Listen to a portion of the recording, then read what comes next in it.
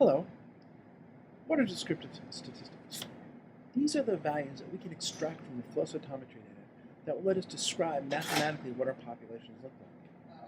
We can use these values to then go and do inference testing and determine if our data is statistically significant or not.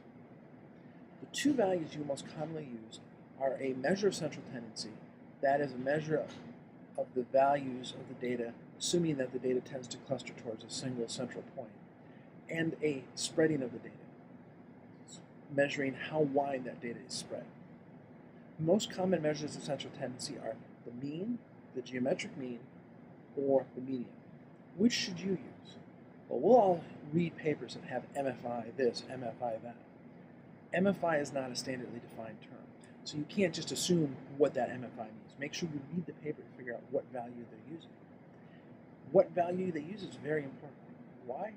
If you use the mean, that is the arithmetic mean, which is the sum of all the data divided by the number of data points, you have made an assumption that 1, you know all the data and all the values of the data, 2, that you have a Gaussian distribution, that is a normal distribution, and 3, that you don't have a lot of outliers.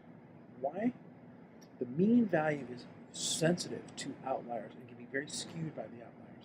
It requires a normal distribution, and if you don't know all the values, you can't calculate a mean. So if you have data off scale, you can't use it. The geometric mean is the nth root of the log products of all the values in the data set. This is better for log transformed data. It still assumes a Gaussian distribution, but is more resistant to outliers than the arithmetic mean. The best value you should be thinking about is the median. The median does not assume a model, doesn't assume a Gaussian distribution.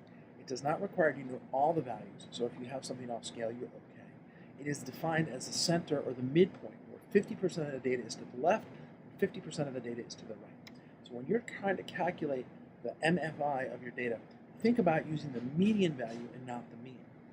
Now, if this is a little bit confusing to you or you need to brush up, I recommend this book, Intuitive Biostatistics by Harvey Moletsky. This book, written by the maker of GraphPad Prism, is a very good introductory refresher in the discussion of what statistics are and what you should use them for.